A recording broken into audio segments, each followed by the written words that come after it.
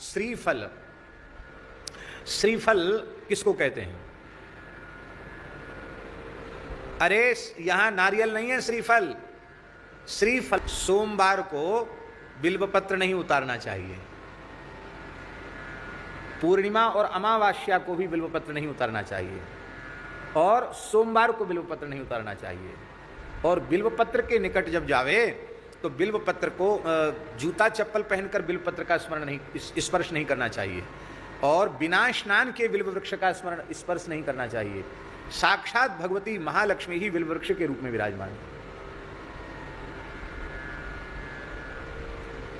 बिल्व वृक्ष के रूप में साक्षात भगवती महालक्ष्मी विराजमान है।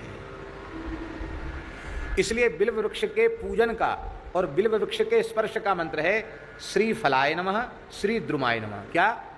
श्री फलाय नमः, श्री द्रुमाय नमः, ऐसा कहकर के प्रणाम करके तब बिल्वपत्र उतारना चाहिए। श्री फलाय नमः, श्री द्रुमाय नमः, ये श्री ही द्रुम के रूप में, वृक्ष के रूप में। चलो कथा सुनाई देते हैं।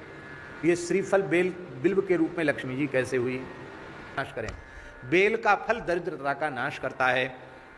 बिल्व का फल, उसका गूदा निकाल करके भीतर का, और उसको गाय के घी में डुबा करके हवन करने से लक्ष्मी जी की विशेष कृपा प्राप्त होती है। बिल्व का पत्र, क्योंकि बिल्व फल हमेशा होता नहीं, तो बिल्व पत्र को भी घी में डुबा करके आहुति देने से लक्ष्मी जी की प्रसन्नता प्राप्त होती है।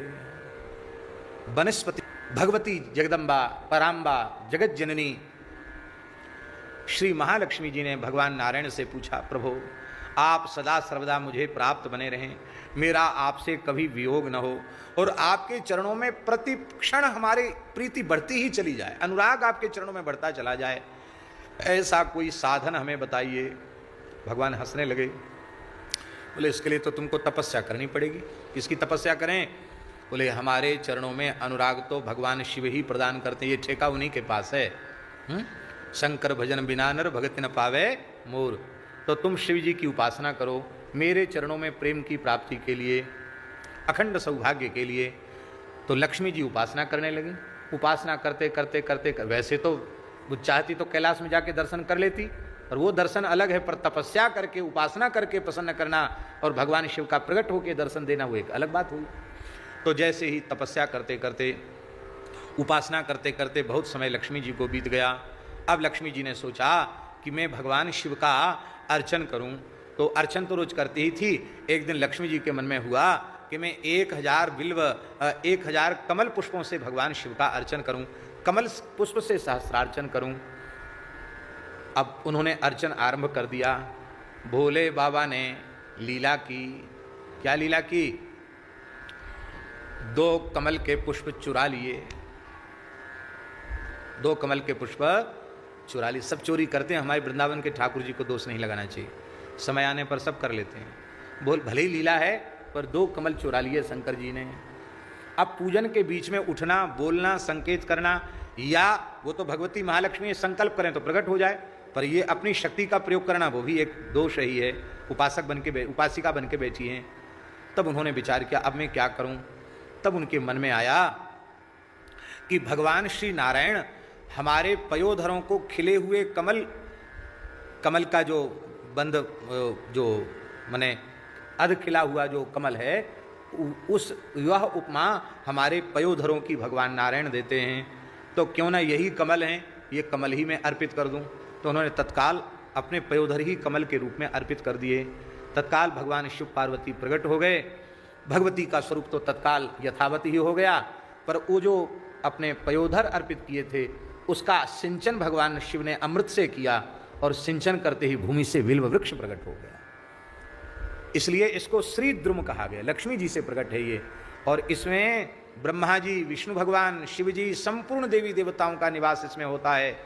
बिल्व वृक्ष के नीचे 68 करोड़ तीर्थों का निवास होता है। बिल्व वृक्ष के नीचे बैठकर साधन करने से बहुत जल्दी मंत्र सिद्धि होती है।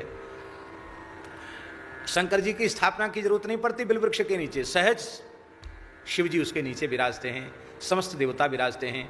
यही भाव मेरे मन में जब ये कथा आई थी तो हमारे मन में ये भाव आया था, कहीं ऐसा हो जहाँ शिव जी को मध्य में हम विराजें, और प्राकृतिक रूप से कम 11-12 बिल्व के वृक्ष हों, और उन वृक्षों का ऐसे झुरमुट बन के प्राकृतिक शिव जी का मंडप बन जाए, जिसमें बिल्व वृक्ष के बीच में बैठकर शिव जी का स्मरण किया जाए, वहीं बैठ के राम राम किया जाए। तो हमारे पुरानी गौशाला में बाबा हैं, ये कर तो रहे हैं वहाँ तैयारी, ये चबूतरा के चारों 10-12 बिल्व वृक्ष लगा करके उसकी तो कुछ दिनों में भगवान की दया से एक विलक्षण बिल्व कुंज बन जाएगी। बिल्व की बड़ी भारी महिमा है।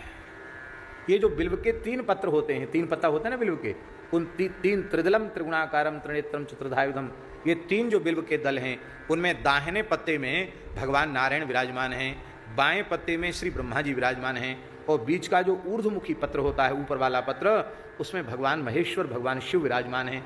इस तरह से तीनों देवता पत्र में विराजमान है।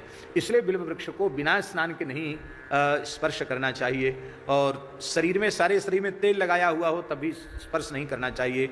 जो मर्यादा बिल्व के लिए है वही मर्यादा तुलसी जी के लिए है। तुलसी जी का भी स्पर्श बड़ी मर्यादा पूर्वक करना चाहिए।